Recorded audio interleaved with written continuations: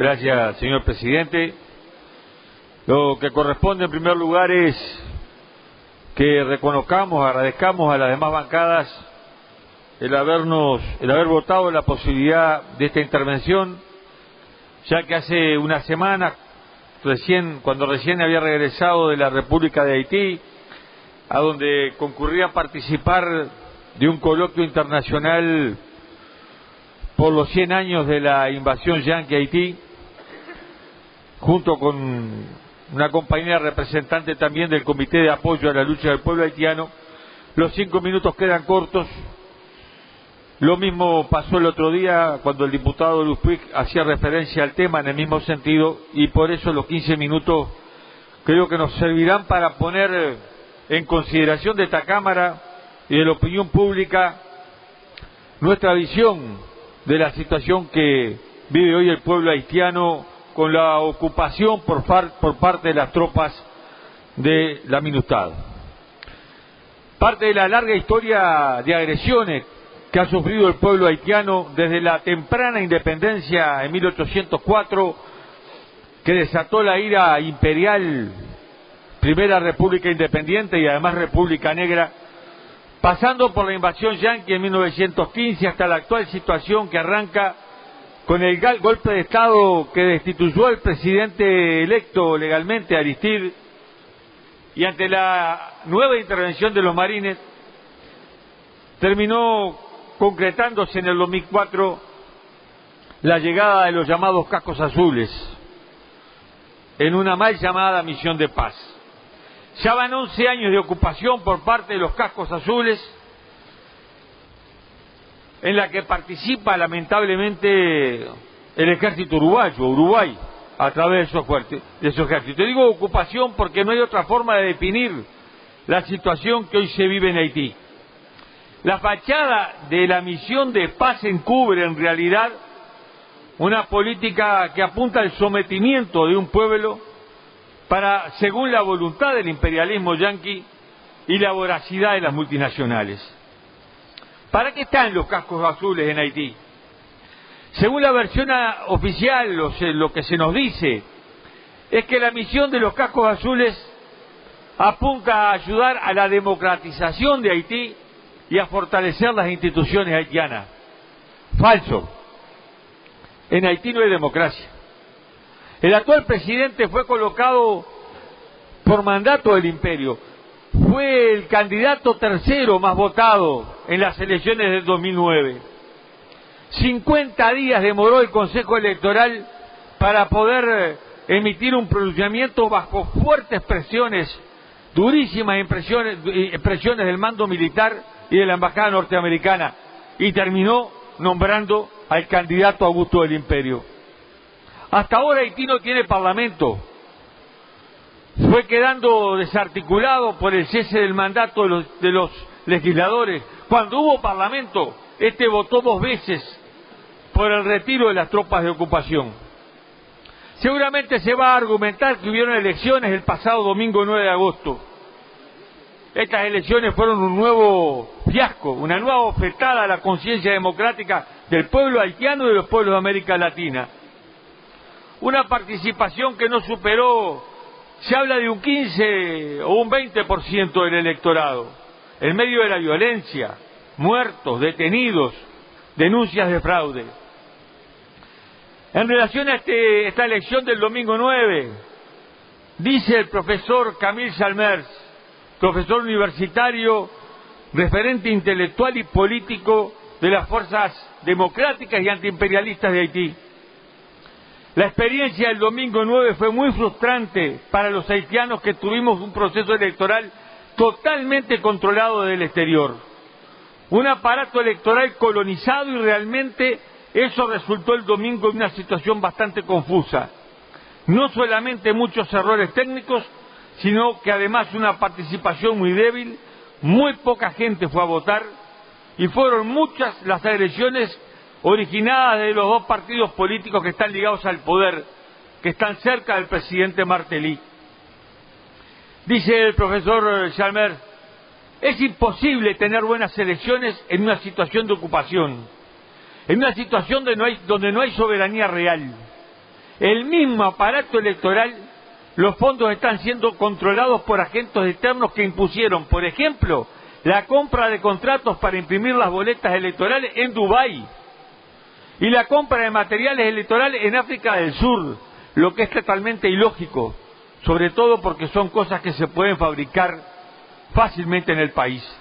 Son muestras de una situación colonial, neocolonial muy brutal, donde realmente no es posible construir una institución con credibilidad y legitimidad dentro de esta situación de ocupación militar.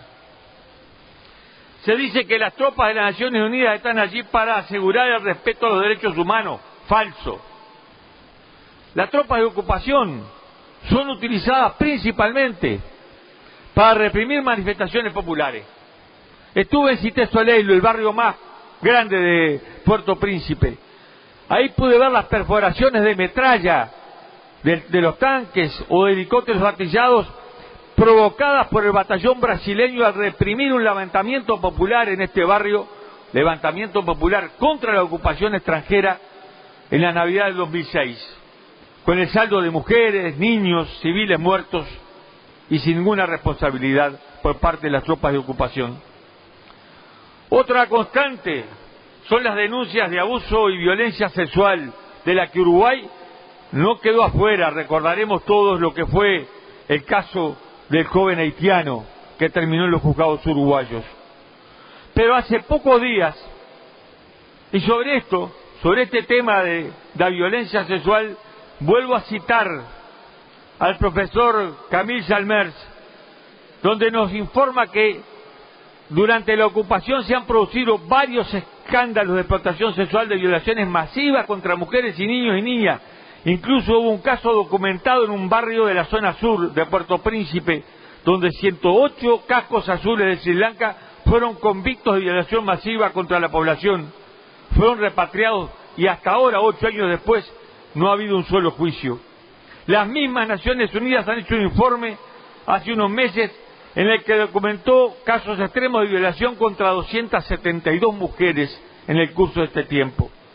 Hace pocos días se informaba de la destitución del comandante de los cascos azules en la República Centroafricana por el mismo tema, y decía Ban Ki-moon que no puede poner palabras a lo angustiado, enfadado y avergonzado que estoy por las repetidas informaciones a lo largo de los años de explotación y abusos sexuales por parte de las fuerzas de las Naciones Unidas en los distintos lugares que operan. Esto lo dijo Ban Ki-moon. Se dice que, bueno, en relación a este tipo de cosas, la población haitiana fue víctima de la importación del cólera por parte de un batallón de Nepal, que causó la muerte de más de 7.000 haitianos en ese momento y cientos de miles de infectados. ¿Quién se hace cargo de eso? Recibimos informes que en este año sigue expresándose brotes de cólera en una sociedad donde solo el 20% de los habitantes tiene acceso a servicios sanitarios. Se dice que las Naciones Unidas, con su presencia, apuntan a la reconstrucción económica del país. Falso. La economía haitiana está destruida, la destruyeron. Es la desocupación más alta del continente. Nos decían en la Facultad de Ciencias Sociales que las cifras de desocupación alcanzan al más del 60% de la población haitiana. Los campesinos son expulsados de sus tierras y los que quedan trabajando viven de una economía de dura subsistencia en tierras tremendamente empobrecidas. Hasta hace pocos años Haití, hará 20 años, era autosuficiente en materia alimentaria. Hoy debe importar más del 40% de los alimentos que consumen, y no es porque haya crecido el consumo. Ante esta realidad brutal, desoladora, uno se pregunta, ¿y para qué la ocupación? ¿Qué queda por sacar de Haití? Queda mucho por sacar de Haití. Primero, en términos geopolíticos, tiene una posición estratégica en el Caribe, está cerca de todo, a un paso de Cuba, de Venezuela, de Colombia, del continente. Eso habla de la historia de las ocupaciones. Pero además, hace no mucho tiempo se descubrieron cuantiosos yacimientos de oro en Haití, Casualmente, las empresas concesionarias de esos yacimientos a partir de la ocupación son empresas canadienses y estadounidenses. Casualmente, uno de los permisarios de una de las minas más grandes es el cuñado del señor Bill Clinton, el hermano de doña Hillary. Bill Clinton estuvo como comisionado de Estados Unidos en la reconstrucción de Haití. Casualmente, su cuñado es permisario de un inmenso yacimiento de oro. Haití es proveedor de mano de obra barata para las multinacionales a través de la instalación de gigantescas zonas francas o maquilas. Un trabajador haitiano por ley gana por día $5 trabajando de 8 horas arriba en la zona franca, y eso es lo que cobran de acuerdo a la ley. Mano de obra barata, casi esclava, para beneficio de las multinacionales. Se están instalando zonas francas agrícolas, desplazando a campesinos haitianos. Hay una inmensa zona franca agrícola de una internacional de la alimentación, de una bananera que exporta bananas de calidad a Estados Unidos, en tanto que los haitianos hoy deben importar banana de Santo Domingo para el consumo local. Por último, se estima que el 12% de la cocaína que ingresa a Estados Unidos pasa por Haití. 27.000 kilómetros cuadrados, 15 ejércitos de ocupación, aviones, radares, barcos, y no pueden parar el tráfico de drogas. En definitiva, cuando nos preguntamos para qué la ocupación, y es para esto, para garantizar este saqueo, esta explotación, este sometimiento de todo un pueblo que además tiene una heroica historia de lucha. Nosotros concluíamos que en realidad el papel que están jugando allí las tropas de ocupación es el de ser mano de obra barata para las políticas del imperialismo que además paga Naciones Unidas. Nosotros tenemos la esperanza que cuando en este Parlamento se vuelva a discutir el mantenimiento o el retiro de las tropas de ocupación, podamos recuperar el sentido artiguista, latinoamericanista y antiimperialista que este pueblo ha sabido conservar a lo largo de su historia. No es un digno papel para los soldados uruguayos el jugar el que están jugando en Haití. Estando allá y viendo el batallón brasilero, las tropas argentinas, las tropas uruguayas, más los demás destacamentos de la ocupación, teníamos la sensación de estar reeditando la vergonzosa y repudiable historia de la Triple Alianza. Haití no precisa tropas de ocupación, Haití precisa ayuda solidaria, como la que brinda Cuba, con médicos, ingenieros, maestros, o Venezuela con apoyo económico, o brigadas internacionalistas como la que sostiene el movimiento Los Sin Tierra de Brasil o Jubileo Sur de América, con trabajadores, con técnicos, con profesionales que van a dar una mano en serio a la reconstrucción económica de la sociedad haitiana. La comunidad internacional debe resarcir a Haití por los daños provocados por la ocupación, por el saqueo, por las enfermedades. Yo tengo la expectativa, tengo la esperanza de que podamos reflexionar sobre estos temas, de que podamos correr el manto de la mentira y ocuparnos estrictamente de esta misión en Haití. Habrá otros temas para discutir en relación a otros países, pero de este caso concreto.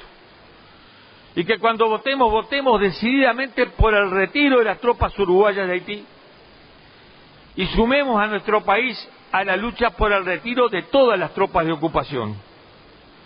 El heroico pueblo haitiano merece nuestro respeto y tiene todo el derecho para ejercer plenamente su soberanía, para ejercer su derecho a la autodeterminación y para elegir el destino que considere más conveniente para su pueblo, sin ningún tipo de injerencia imperial o de los que le hacen mandados al imperio. Muchas gracias, señor presidente.